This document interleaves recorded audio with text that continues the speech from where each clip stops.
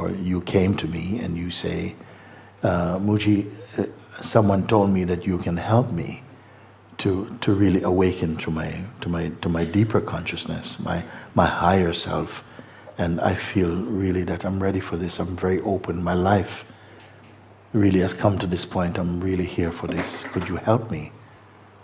And then my only response can be, well, let's take a look and see. So I put it in this way that I'm here, and I'm in some sort of space or room or so, and you've knocked on my door, and we are talking, and you've asked me this question: is it possible? Is it really possible to awaken to the truth, that which is called enlightenment or awakening or moksha or liberate? Is it really possible? Because I've only ever heard it as a kind of fantasy. Is it really possible? And I said, yes, it is possible. And you then say, well, I really am here for this. I really am here for this. I would love to, because my mind is too much, my personal mind is so complex. I'm in such a difficulty. My life is not flowing. I really want to take this chance. If you can help me, please. I said, okay. So I say, you can come in, but before you do, you, like everyone, you leave your shoes today. You've done it. Leave your shoes outside. And the next thing I say is, you must also leave your mind outside. Okay? Now, that sounds like, whoa. I don't know if I can do that. How can I leave my mind outside? It's how to do it. I said, don't worry. It's very simple. All I mean by that, all I would mean by leaving your mind outside is simply this: don't speak about your past. Don't think about anything that is past. Just for this short time that we are going to be together. Is it good enough? Yeah. Say, don't tell me, I did this, I used to meditate 10 years ago, and then so I don't want to know. It's not important. Not important. So you say, can you leave? Just forget about your mind, just like you leave it outside with your shoes. Okay? So don't speak about the past, and also don't speak about future. Okay? Because it doesn't exist in the way that you imagine. It is only a projection, only a kind of fantasy, wishful thinking. So we're not going to speak about future, because nobody knows that. So we're not going to speak about future, and we're not going to speak about the past. Are you happy with this? Yes. Yes, okay. Also, whatever self-image you have, who you think you are already, what you think you are and who you think you are, and all of that, we're not going to talk about that also. So as you agree, like, just say that, yes, it's true, I'm with this. If what can happen today is the possibility of self-recognition, I can leave the past. I don't have to talk about the past. I don't have to speak about future, and I don't want to talk about me, myself, my person. I say, oh, this is very good. It's very good. And also, I'm not going to ask you to imagine anything. Not going to ask you to imagine. Let's imagine that we are walking down some... No, I don't need you to be imagining anything, or to be creating some kind of visualization of, let's say there's a white light pouring in. No, nothing like this. We're not going to do it. So this should already be easy for you, because you don't have to do anything at all. So wow, what's the catch? What's the catch? Because it cannot be so easy. Usually there's something coming. So let's carry on. So we won't speak about the past. So already you don't have to tell me any lies or nothing like that. Things about how things are, were, or so on. And about future, we are not going to speak about future. So you don't have to stretch yourself in that direction. And we're not going to speak about your person, what kind of person you are, and so what sort of type or something. That no, I don't want to speak about that. It's not necessary. If self-discovery is what you want, we don't have to talk about these things. So that makes it very simple. So you agree? Yes. We're not going to talk about this. Not going to use imagination like this. So already these things are away from you, okay? So I am not imagining that we are doing this. We are doing this already. Okay? So no past, no future, no self-image, self-description, nothing like this. No imagination, no visualization. That's fine. Where does that leave us now? You're here, no? You're still here. But no past, no future, no wishful thinking, no imagination, no desires or judgments. Just leave everything. Just be empty. Be empty just for a few moments with me. And just be here with me. Don't be looking at the person next to you to see how they're doing or if they're following me. You, this is for you only. Now, one more thing.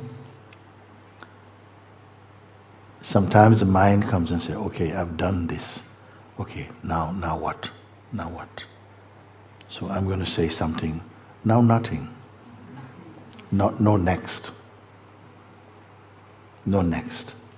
So don't be aspiring or hoping what we're going to do now. So no next. Just be here in this natural empty state.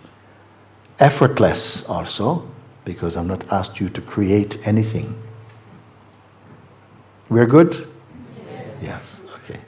So I'm going to be checking with you just about some feedback as we go. So these are the things I've asked, and so just so that you can be in a certain space within yourself where you're relaxed and empty. No information. I don't want any information about your person. Just empty like that. It's good. Okay. I needed to get you to this place and this point so that I can ask you some simple questions now. You're here. And I want you just to be, you're sensitively here.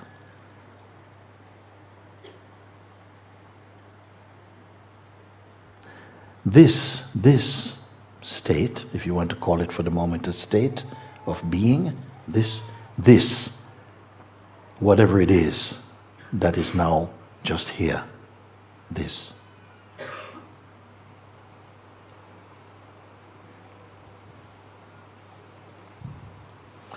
Can it go away? I'm going to ask you collectively, this, whatever this is, can it go away? No. I don't want to give it a name because actually, well, does it have a name?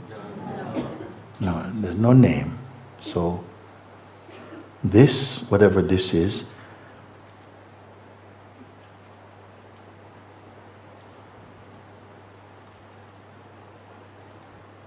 has no name. Did it come from somewhere? Please look for yourself inside. Did it come from anywhere? No. Can it leave?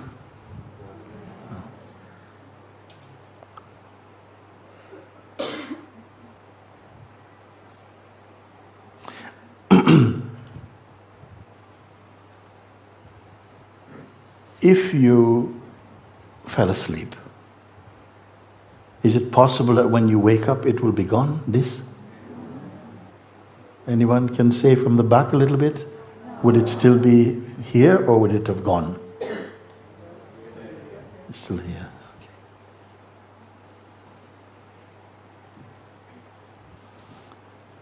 Can it be touched? It can't be touched.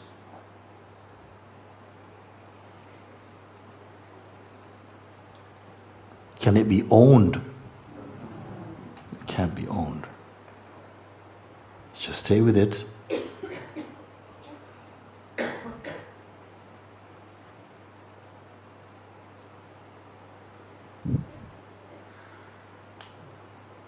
Can it be sick? Again, can it be sick? No, no.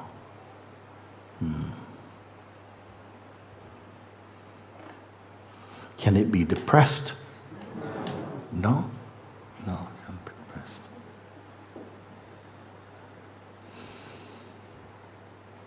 Can it be manipulated? No. Can it be with one group of people more than another group of people? No, it cannot be like that.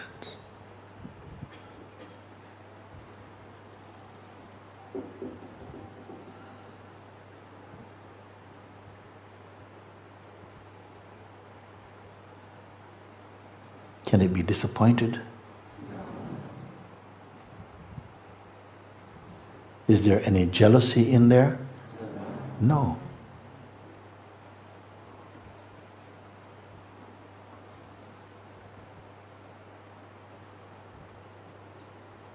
Does any religion have more a hold on it than another one?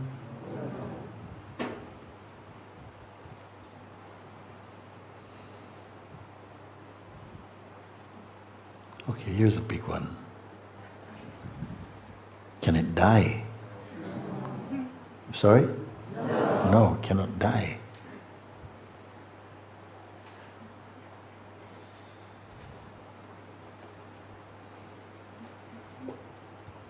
Can it be impressed? No.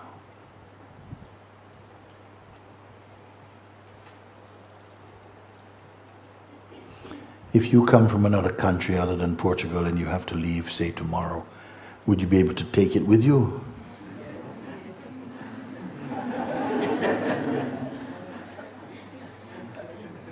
How will you carry it? What is its size? Does it have size? No. Shape? No shape, no shape. Color?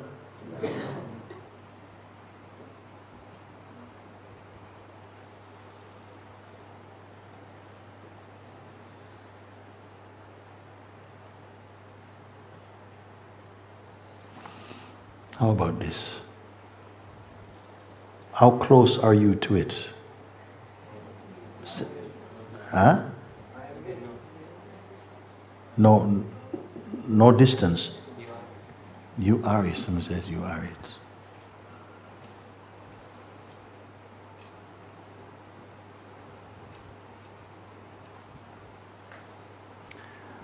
How is it possible that a group of people who have come together from all over the world are talking about something they cannot see, you cannot touch, you cannot manipulate?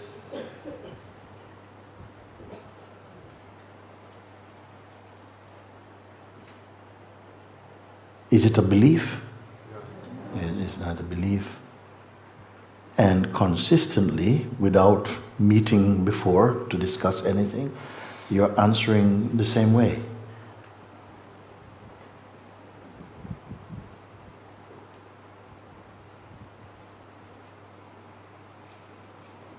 It can only be that this that we are speaking of is yourself.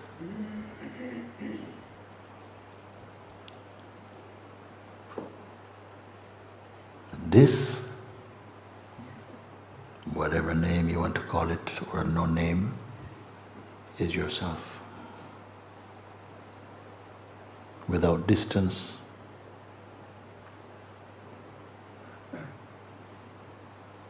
without color or shape or design or weight.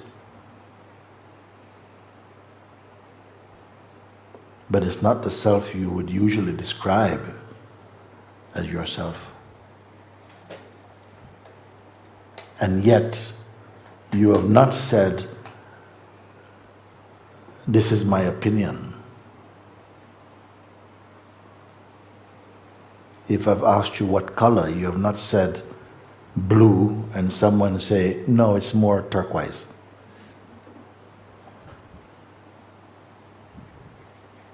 So it must be that it is one. Before the world of differences emerge, it is. It is. When the sense of differences emerged, it still is.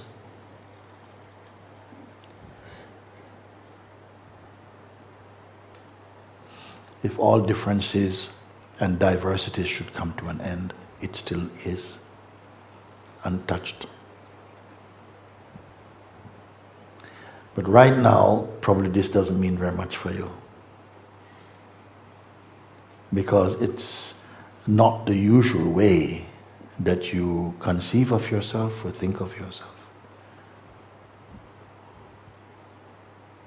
It seems like we have another self that has memories and attachments and fears and anxieties and worries about the future and pains from the past.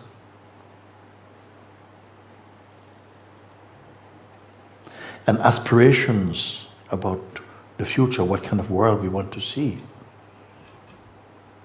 So are there two selves? Can I ask a bit over this side also? Is it there are two selves?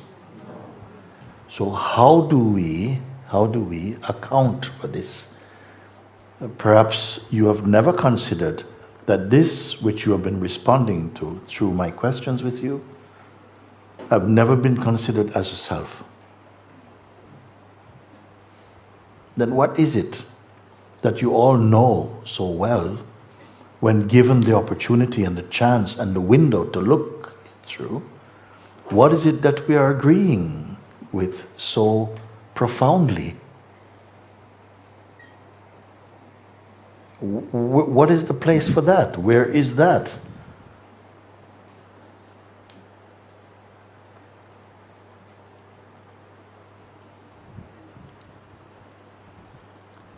This is our essential being, our true nature, which is unchanging. It seems in front of it, a projection, a false nature, is produced out of it. That from this empty space has come this dynamic and diversified world of names and forms, of shapes and size and color. Like if you imagine that there was just the pure colorless light that then touches a prism and then manifests in all these rainbow of colors. And all this rainbow of colors we have called life, ourself, our world of feelings and desire and judgments and hope and aspiration and all of time and change. But the colorless source from which all these emerge, we are not conscious of it.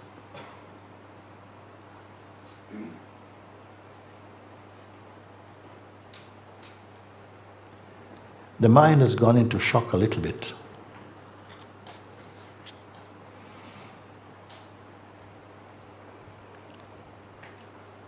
Why have we not spoken of this place before? That which is imperishable, imperishable.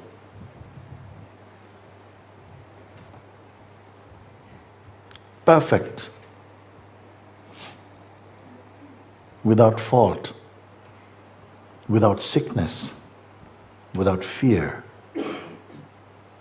without distance, without anxiety. Why have we not spoken of it? When you yourself have just confessed, I am that. And your responses to my questions are confirming, I am that. Yet it does not seem our day-to-day life is in contact with that. It's not informed from this place. It's like we're living only from the neck up, from the chin upwards, is our life. How do we reconcile this discovery now?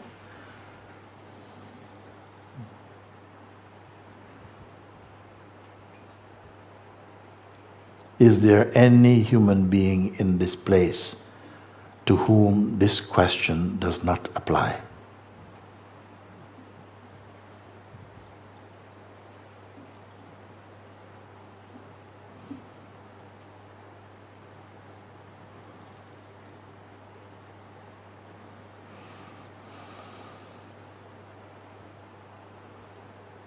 Is it for somebody else but not you?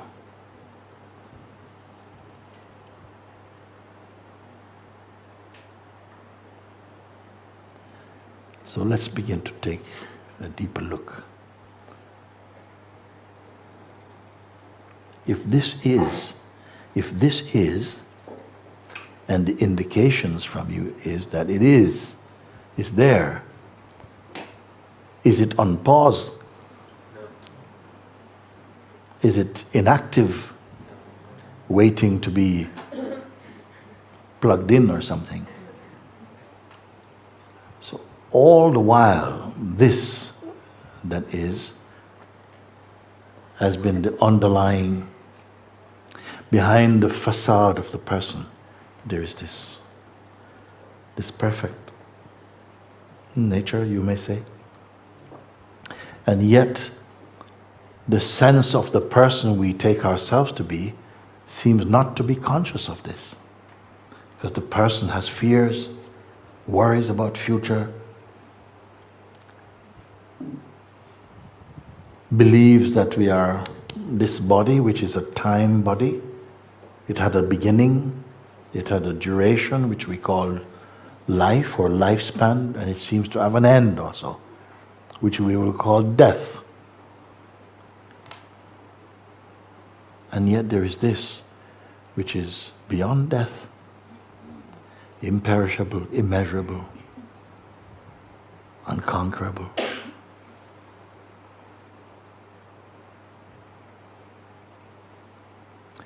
So all the while this has been here for every single being, every living being. And in our human kingdom, it's all the while our deepest truth. But how deep?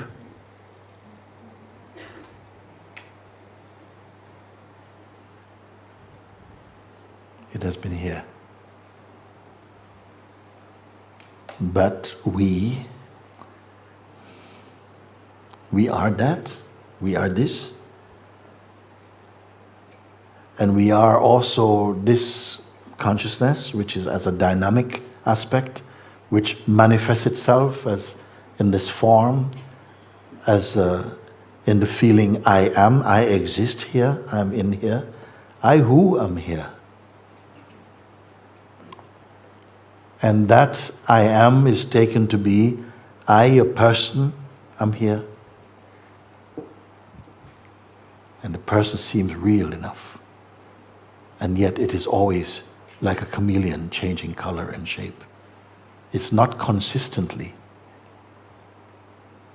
the same one.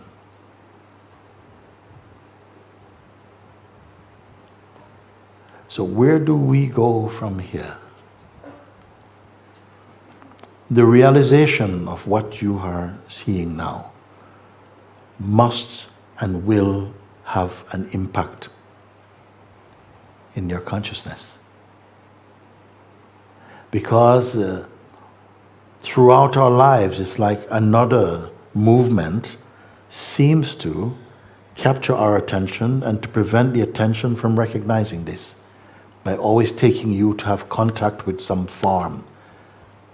Throughout our lives, our attention and the energy of our attention has been going outward, outward, outward through the senses, towards some sense objects, in order to taste them, to have the experience of them. Our experience has been a kind of material consciousness. We are attracted to the elements, to form, and to our imagination and projections about them. It has become an addiction almost, the addiction to experiencing. But has that really enriched our life, and to what extent, you see? As our experience, based upon the sense of personhood, brought us to a realization like what you are experiencing now, as the what is. Can I ask this question? Do we understand? If we have been experiencing on the basis of personhood, we have had so many experiences. Every day we are awake for how many hours? Say 14, 15 hours, let's say like that. 14, 15 hours of experiencing. For how many years? 15, 20, 25, 30, 50, 60, 70 years we're experiencing. As our experiences culminated in a conclusion as powerful as your realization happening right now? No. Then something is missing.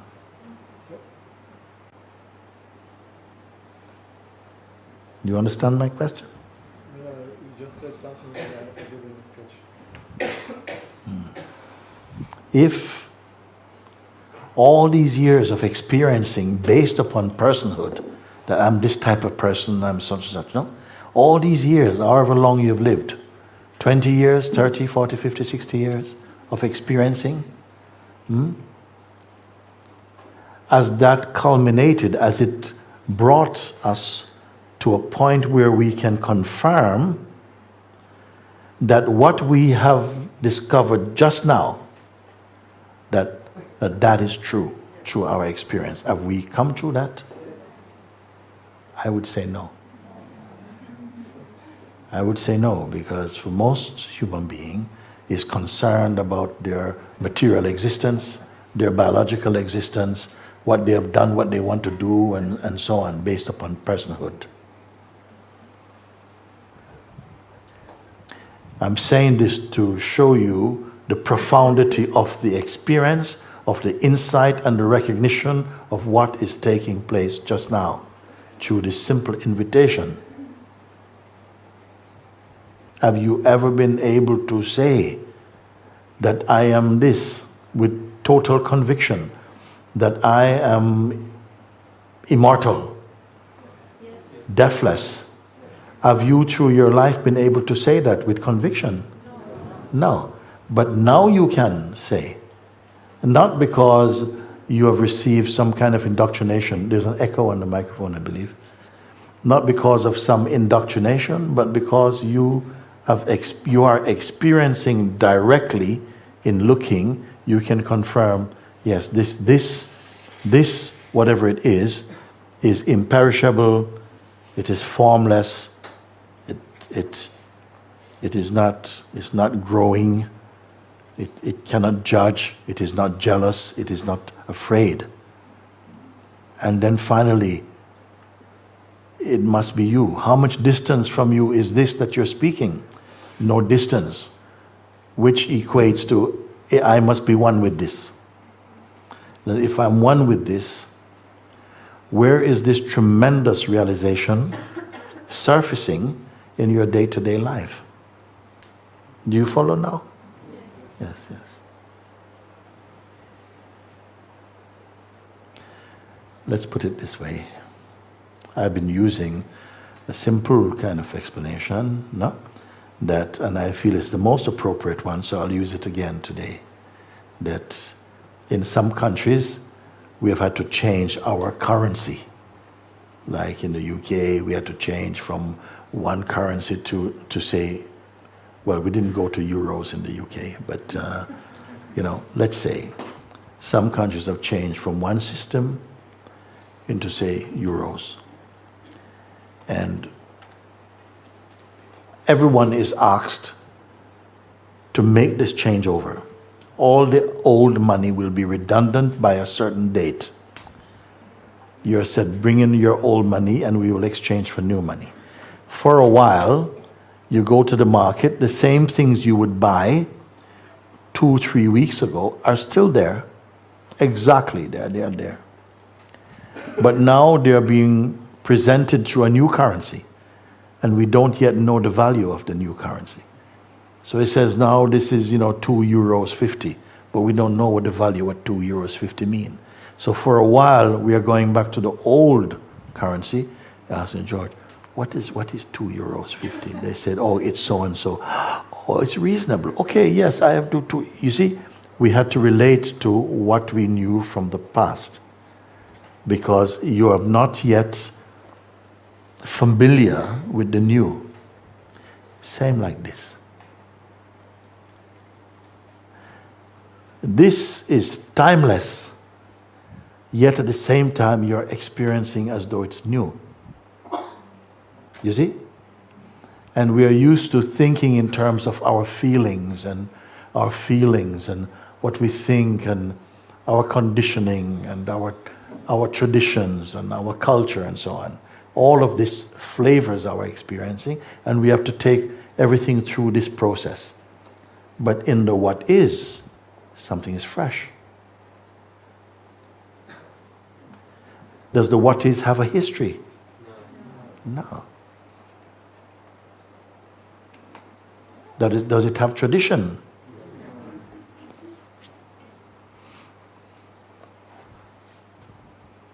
Can it be manipulated to favor one system more than another? No, it is pure.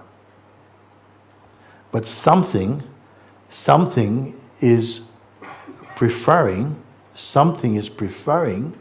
to not go there just yet, because we are still familiar with the old system. We like the old system. We know where we are. And so what happens is that there's going to be a slow changing over so that the life can be moving from this perfect nature. Do you follow or not? Yes. Can you imagine a life that is not moving from the place of prejudice and fear? That is not your foundation. Or from the fear of death. Or some people fear of life even. Of judgments and rejections. Where there's a sense of limitlessness. Where your sense is something immeasurable. But if you are attached deeply to our mental conditioning, psychological conditioning, something may manifest as a fear, like, I can't be that big. I'm going to be spread too thinly. Many fears can come through the mind. But again, bring it back into the what is, because where is the what is? Over there or here? It's right where you are. Looking from the what is the impact of the fear of rejection or something. That will only have meaning and impact when the what is goes into the form of a person. When it takes on personhood, then it can feel the impact of rejection and fear and all of these things. Do you see?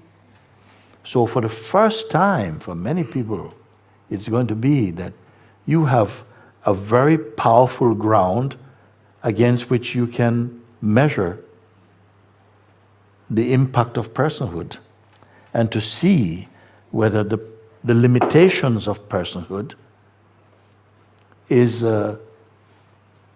obligatory, meaning that you cannot help it. That's just how it is. or it can be seen from another perspective, that personhood is not a fact, it's actually a fiction. And are we mature enough, strong enough to face such a truth? Well, you should be, because the person is not consistent. The person says, I love you, I'll go to the ends of the world with you today. And tomorrow, I'd like to introduce you to somebody. I want to go to the ends of the world with her. The person is not consistent. And then the person is taking upon itself a lot of blame for something it cannot help be doing. Because the nature of the psychological identity is that it is not reliable, it is not consistent. It is made from mind stuff, which is very, very fluctuating, very, very fragmented functioning. But always the self, the pure self, has been what you are. You're simply not aware of it. The more you become conscious of this, the more you become aware of it, the more it comes into effect. Can you sense this or not? The more you become aware of it, then you become conscious of its presence and its power. Just as the same way, the more you became aware of yourself as person, the more you became aware of your lack of power, of limitations, of inconsistency also. Personhood was somehow imposed upon the consciousness that we are in our dynamic expression. Personhood was imposed on all of us for a time. It's like you put on this software suit called a person, and you began to think like a person and act like one, and greedy and judgmental and all these things, but also good and having fun and all of these things. It's a matrix of inconsistent stimuli, no? Watched from the root, from the ground of being, watch from the root of the isness, the suchness, that which isness, it becomes something very light and changeful. You can bear its changefulness because you can see that the person is changing, but you are not. Before, you believe you are the person, so when the change happens, which it has to happen because the person is a phenomenon which belongs to the realm of changefulness. It's a relativity, and it will always be changeful. We were identifying with the changeful, trying to make the best part of the changeful absolute, while our nature is relative. Do you understand this? Yes. So, of course, frustrations.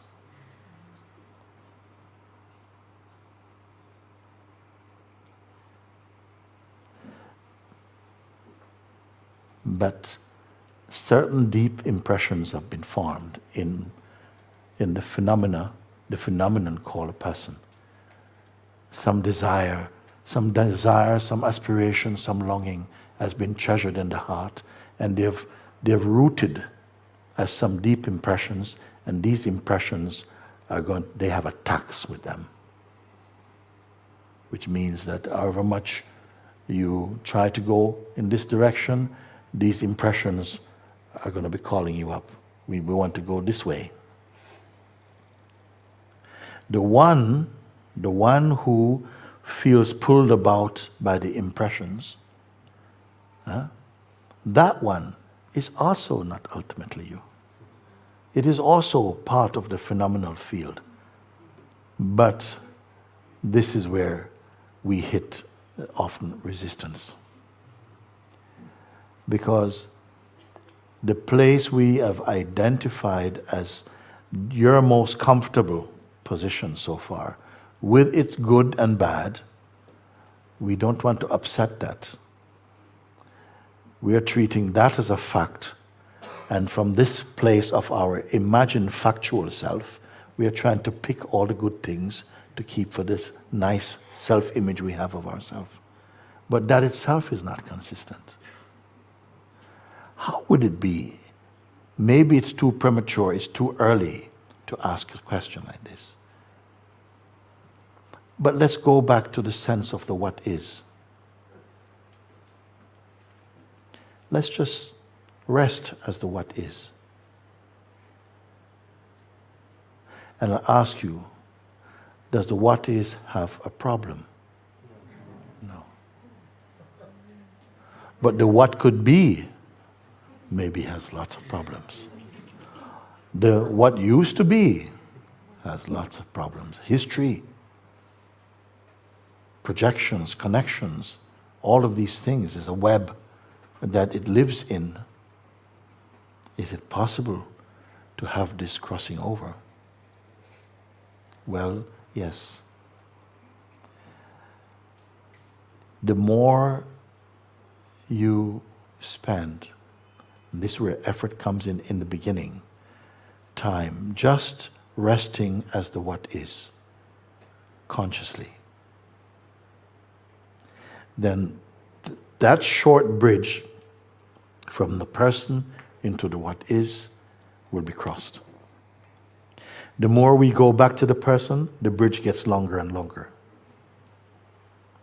The more we live in the realm of personhood, it's like the bridge may seem, well, to be honest, there's no bridge. Okay? To be honest, there is no bridge. Experientially, it will feel like there is a bridge. But in reality, there is no bridge. Because when I say, let's be back in the what is, I didn't see you holding on to any rails going across any bridge. It's instantly, you're in the state of the what is.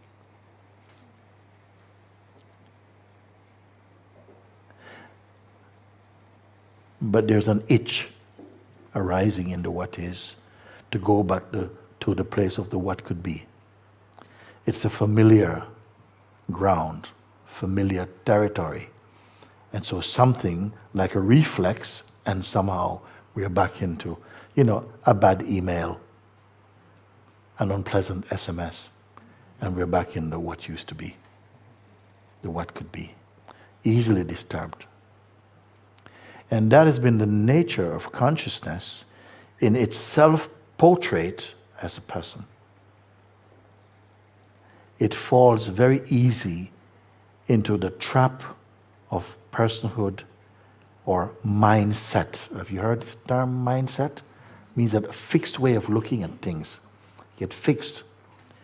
If you are not strong in the heart, meaning strong, established in the ground of your own being, you have a fickle mind, means that people can influence your mind very easily. Someone starts to gossip about someone, and then you start to pick up their gossip like it is yours.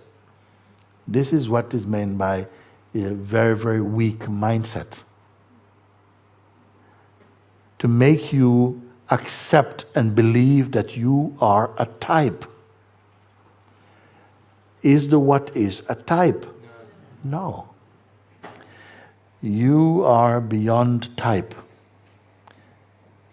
But somehow through conditioning, repetitive conditioning, we have associated with certain type of practices and behavior, habits that make us believe we are a certain type. If you accept yourself as a type, it's called typecasting, means that you've cast yourself as a type, then you find that there are other types different from you. And there begins the place of friction. You won't want to mix with other types. You like your type. But even your type is not a replica of you. So when we go towards the realm of the psychological person, it's a very unstable and complex field. I'm sure you can sense that. When you move your attention back into the what isness, does it feel poisonous? Does it feel like a strain? I'm asking, does it feel like it's unnatural to be in the what is?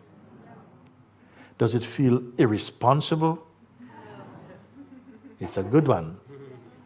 Irresponsible. Like, you should be really worried. Everybody in the world has troubles. Don't pretend you don't.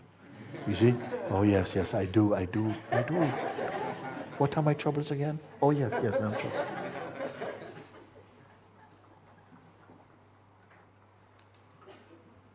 So we accept these definitions sometimes very easily because we feel that it is natural to do that. But to define is also to confine and to restrict that which is by nature formless. When I asked you, what form is it? No form. No form. And I ask you, what's the distance from yours? No distance. Same, one as. So you are admitting also in your essential self, you are beyond form. With form. With form, beyond form. It is fine.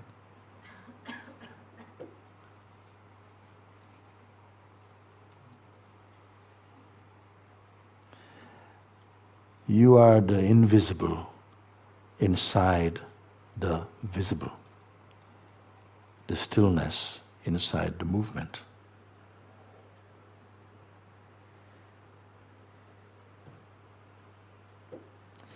And there's not a conflict. There's the dynamic life, the this and thatness of life, and yet there's the isness. From where the diversity is being expressed, and yet in the core of this diversity is that which is stable. Your hand is up. Let me hear from you now. What do you want to say?